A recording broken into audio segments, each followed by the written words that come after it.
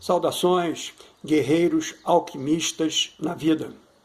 Sejam bem-vindos ao canal Tempo Negativo 25567. Hoje é meu dia solar 22544. E assim, a jornada do peregrino são faltantes 3023 dias solares. Show de bola! Hoje é meu ensaio 17 de fevereiro de 26, onde eu produzi 1155 palavras. Neste ensaio, no meu processo de individuação, na função de estudioso da arte, da filosofia psicoastrológica, sentimos-nos muito confortável por quebrar o protocolo que viemos adotando nos últimos ensaios, em função específica do movimento das esferas divinas, que de certa forma condicionam os nossos movimentos nesse orbe. Assim, não usaremos a discussão filosófica psíquica e nem a leitura ritualística gnóstica psicoastrológica, que retornarão após o 764, o 764, retorno da alunação crescente verde ao ponto de ingresso em minha mandala elétrica. Desta forma, anuncio hoje a alunação nova vermelha, a 28 graus de aquário, em conjunto com o eclipse solar anular, o famoso anel de fogo, intensificando assim o símbolo dos recomeços. Porém, continuamos esclarecendo hoje, mantém-se ainda hoje a conjunção Saturno-Netuno, no grau 0 de Áries, com meu touro ascendente afetando minha vida interna e minhas crenças mais profundas, onde sou chamado a reavaliar meu subconsciente, a lidar com fantasias e ilusões e buscar maior clareza espiritual. Este é um ciclo que me pede para liberar antigas estruturas emocionais, que não são mais úteis, e abraçar uma nova visão de vida.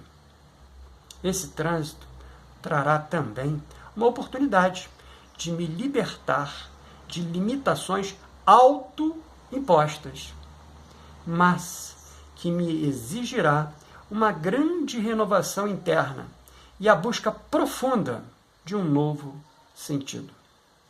Já com meu Sol em Gêmeos, essa conjunção ocorre no setor das amizades, grupos e projetos coletivos, ou seja, é um momento de redefinir minhas conexões sociais e estabelecer novas metas para o futuro, pois, mais uma vez, Saturno cobra responsabilidade e realismo nas minhas relações.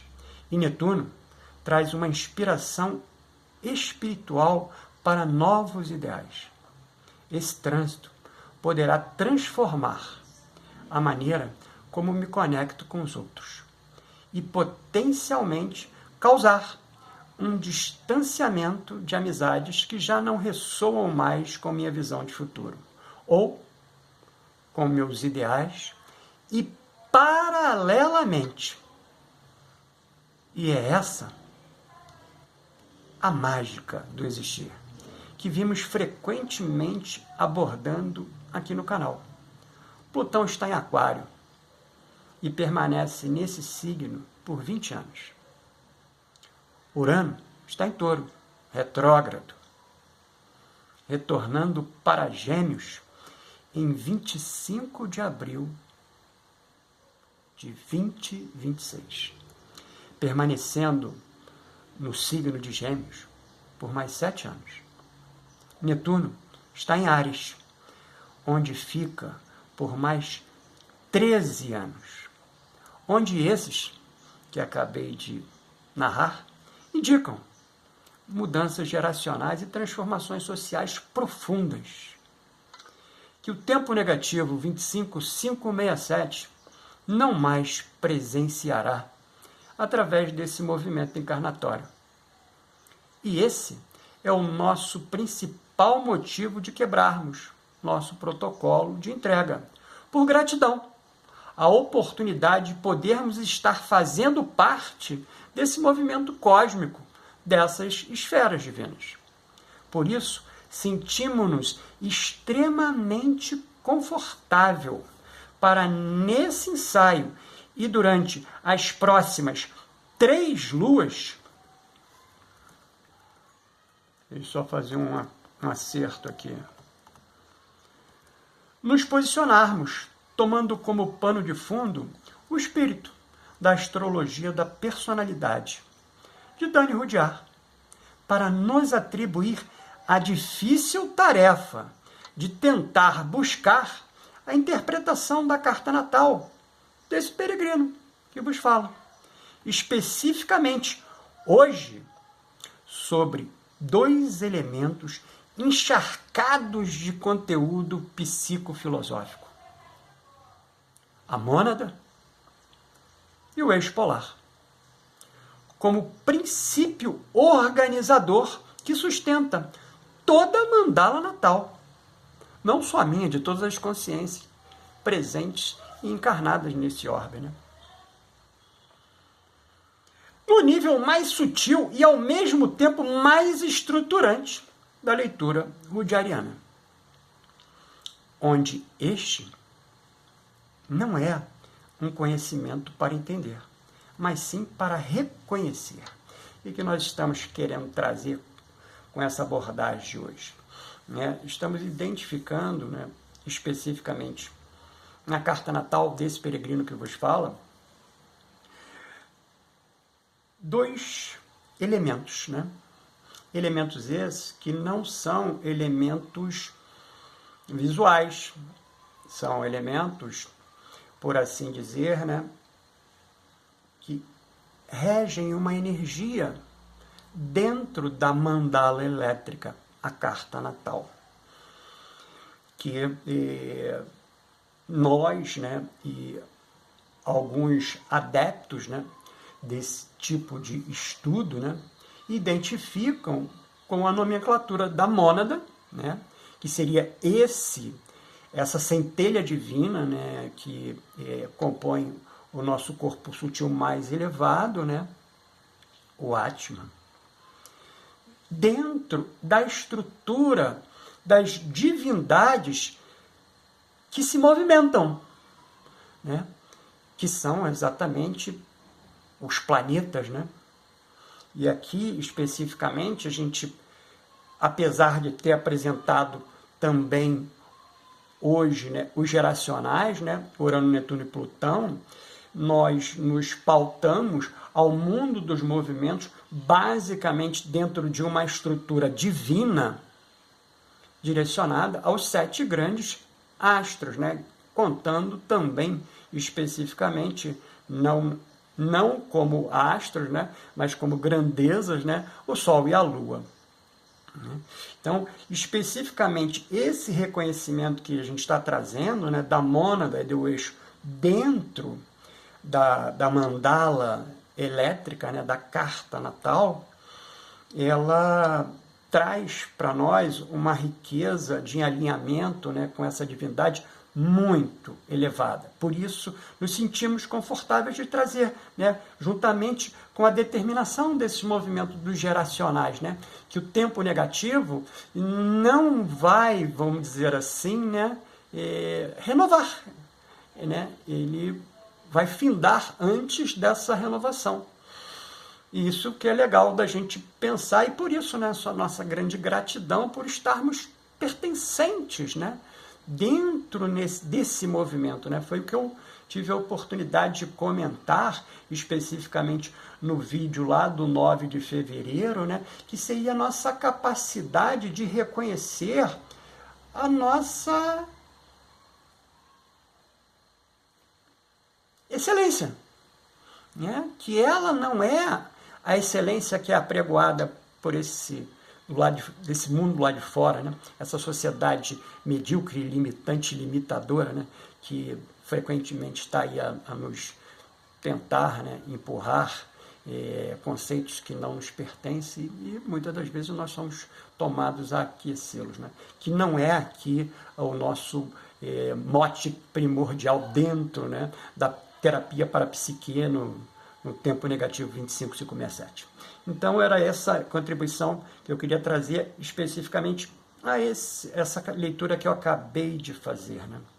Então, por isso a ideia, né? Não é um conhecimento para entender, mas sim para reconhecer. E é o que a gente está tentando fazer, né? Dentro desse nosso processo de individuação, né? É reconhecer todas essas grandezas, né, que conjuntamente nos entrelaçam e permitem que nós façamos de alguma sorte, né, o cumprimento da nossa jornada do peregrino, né, que são faltantes 3023 dias solares. Então, onde aqui pretendemos continuar seguindo a ordem iniciática, né, agora com 6 apontamentos específicos, e vamos apontar somente para dentro da carta, né, para em seguida construir uma simbologia imagética. Depois dos 6 apontamentos, né, vamos construir, né? Já está pronta, a gente só vai verbalizar. Uma simbologia imagética representativa dessa minha estrela polar interior. E por fim, apresentar nossa conclusão junguiana simbólica, que é a nossa grande, digamos assim, nossa grande entrega, vontade de entregar, né? Depois que a gente escreveu, a gente sintetiza e conclui dentro de um olhar, né, simbólico junguiano, né, que é o que a gente apregou aqui no canal. Então, o primeiro apontamento, o que é a mônada? Apofaticamente, a mônada não é um planeta, nem o Sol, nem um ponto específico isolado. Ela é o centro transcendente que se projeta na carta como um eixo polar. A mônada só pode ser percebida pela tensão entre 2 polos opostos. Olha que legal! Então ela vai se anunciar exatamente no processo tensional, né, de 2 polos opostos, né? Isso que é legal pra caramba, que a gente está podendo trazer aqui nesse 17 de fevereiro, 26, uma terça-feira. Ela está no meio, mas invisível, assim como o eixo da Terra. Não é um lugar, mas um princípio de rotação. O segundo apontamento, né, da carta natal é o eixo polar fundamental. Em toda a carta natal, né, trazida aí dentro do estudo astrológico, há um eixo que atua como linha de orientação da mônada. Então, o eixo que atua como orientação da mônada na minha mandala elétrica, ou melhor, na mandala elétrica desse peregrino que vos fala, é Touro, Escorpião, ascendente, Touro, a 3 graus, descendente, Escorpião, a 3 graus. Então, essa linha de orientação da mônada, dentro da minha mandala elétrica, vai estar sustentada nesses 2 movimentos simbólicos, né? Da constelação do Touro e da constelação do Escorpião, ambos a 3 graus dentro do meu surgimento, da minha anunciação neste orbe terreno, material. Então, o terceiro apontamento que nós trazemos é o significado monádico do eixo Touro-Escorpião, porque ele é um significado que a gente vai trazer. Ou seja, este eixo não fala de personalidade, ele fala de ontologia. Olha que legal, hein? Num viés aristotélico, como propriedades mais gerais do ser. E o ser aqui, né? A gente está colocando uma aspas simples só, e colocamos ele no maiúsculo só a primeira letra, né, para identificar o quê? A consciência. Essa, que nesse momento aqui se reveste desse Stula Sharira para fazer a sua entrega. Onde o touro é o polo da forma, a fim de permanecer, encarnar, sustentar, valorizar, dar corpo ao tempo. E o escorpião é o polo da dissolução, que busca desapegar, morrer simbolicamente, transmutar, atravessar o invisível, liberar energia aprisionada. Assim, minha mônada experiencia uma dupla tensão, que é como permanecer sem cristalizar e como morrer sem perder o ser. Olha que legal. Ela está fazendo esse movimento e faz obrigatoriamente de maneira, vamos dizer assim, inconsciente, largo espaço, né, dessa jornada, né, e conscientemente, que hoje eu vou datar, né, o 22.544, né, 22.544 dias solares. Então, dentro dos 22.544 solares, não foram todos eles de um processo consciente dessa dupla tensão, né? Essa dupla tensão habita, né, a nossa consciência, digamos assim, né, ao último movimento setenário, né, que a gente imagina, né, que a estrutura mundana, né, do corpo físico, né, ele transita por ciclos, né, que tanto o 7, como o 9, como o 12 acompanham, né? E aqui a gente está olhando, né, para uma leitura alquímica do 7, né? Então, do setenário, né? Então, nesse último setenário é que a gente vem incorporando essa consciência, né, de saber, né, como vou permanecer sem cristalizar e como vou morrer sem perder o ser, né, que é exatamente o eixo ali, ó, touro-escorpião. O quarto apontamento é a mônada como estrela polar, né? É aqui, por onde eu tenho que me guiar, o caminho é esse. Na minha carta, o touro tenta fixar o mundo e o escorpião tenta desfazer o mundo. Porém, minha mônada não deve escolher nenhum dos dois. Ela deve usar ambos. Ela deve usar ambos como instrumentos de rotação da consciência. Pois, quando se identifica demais com o touro, surge apego, medo da perda, resistência à mudança. E na contrapartida, quando se identifica demais com o escorpião, surge crise permanente, destruição excessiva, fascínio pela intensidade. Por isso, minha mônada deve se reconhecer no ponto silencioso entre ambos, que é um grande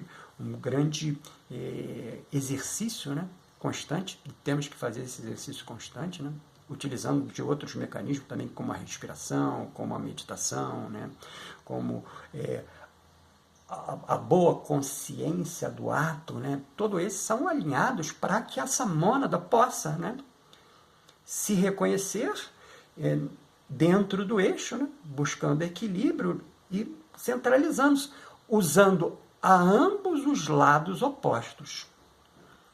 O quinto apontamento é a representatividade dos luminares, né? Que a gente traz para pensar, né? Aqui a mônada, sendo de alguma sorte auxiliada, ela não está sozinha, né?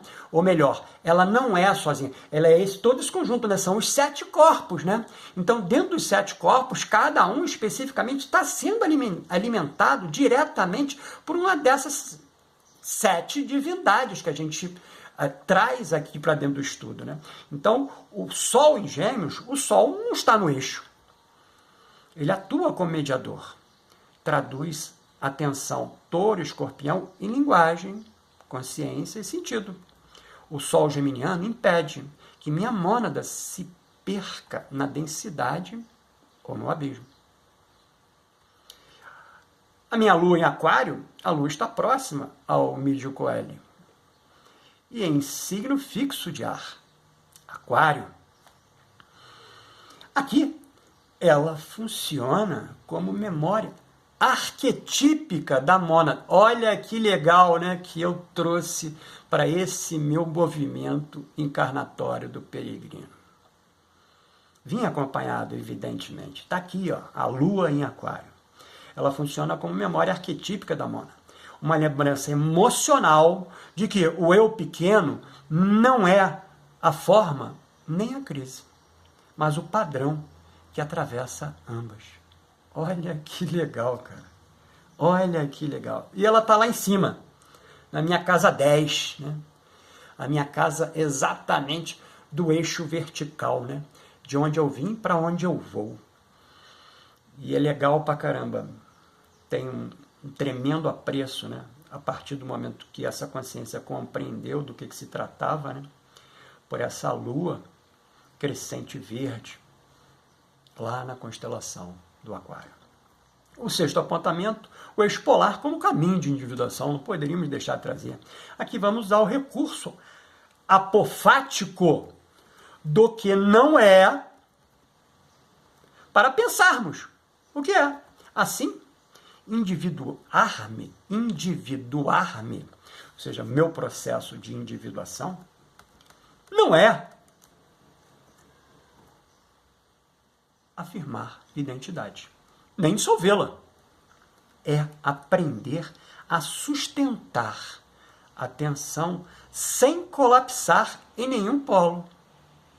Que neste momento, a representatividade do meu stellium no touro. O que é um stellium? É uma concentração de 3 divindades dentro de um mesmo locus, dentro de uma mesma casa, né? Que especificamente aqui é a casa do touro.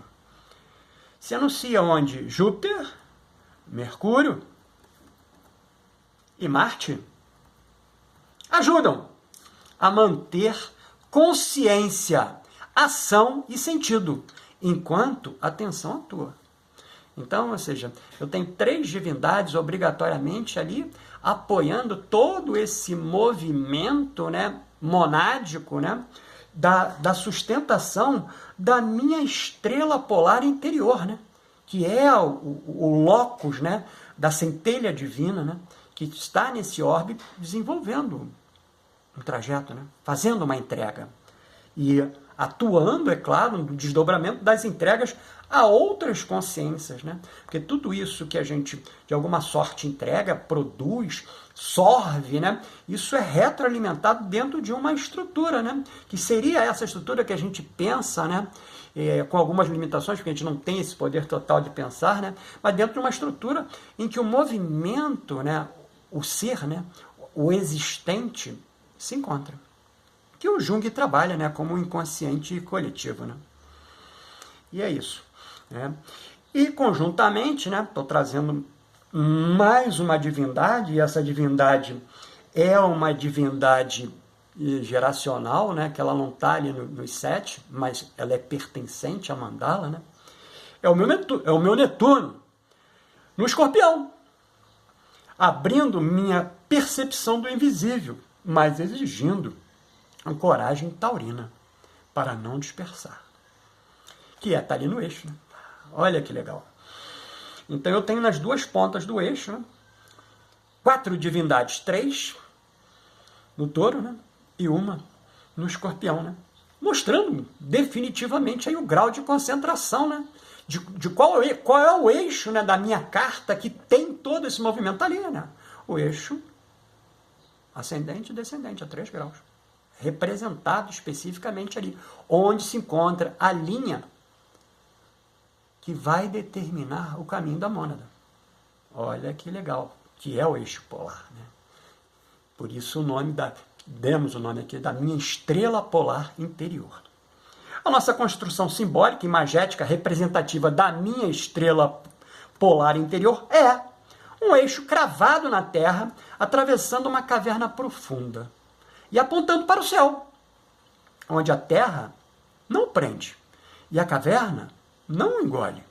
Ele apenas permanece em movimento giratório. Olha que legal! Fazendo a contribuição e exercendo o que deveria ser exercido neste orbe, para este peregrino caminhante. A nossa conclusão junguiana simbólica é: só aquilo que permanece enquanto a forma se constrói e se dissolve. Olha que legal! Então, ficou interessado nessa verbalização do meu processo de individuação? Então adquire nossa mais recente produção, o plano prático de autoconhecimento do processo de individuação num viés junguiano. É claro. Está disponível aqui no WhatsApp, informado na descrição desse vídeo. Aproveita e escreve aqui na descrição desse vídeo a sua opinião. Mas não esquece de adicionar o WhatsApp, hein? Que também estamos disponibilizando em PDF, pelo valor simbólico de R$ 11,18, o método terapêutico para a psique.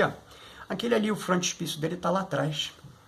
Para, em contextos terapêuticos, acompanhar e auxiliar outros guerreiros alquimistas na vida, a lidar com emoções difíceis, traumas e outros desafios emocionais que vamos juntos, de alguma sorte, buscar o nosso equilíbrio. Você me vê no próximo vídeo.